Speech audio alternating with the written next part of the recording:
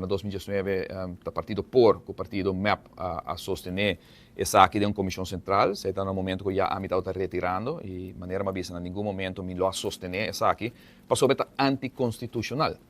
lo que toma lugar é tempo aí. Se nos leiam também que te condiciona para o vir um ministro, para o representar a comunidade de Aruba e para cumprir com não, não postroba o parlamento ou o parlamentário de exercer e fazer seu trabalho.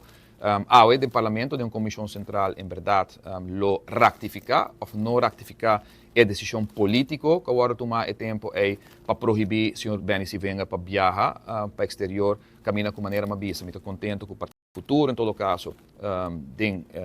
reunião que nós temos, de senhora convente de já a mostrar muito duidelijk que isso aqui é algo anticonstitucional, que me está verwacht, em todo caso, Partido Futuro lo vota contra isso aqui, se não está queda de mesma linha de pensamento que não expressar. Partido AVP a mostra é tempo que está contra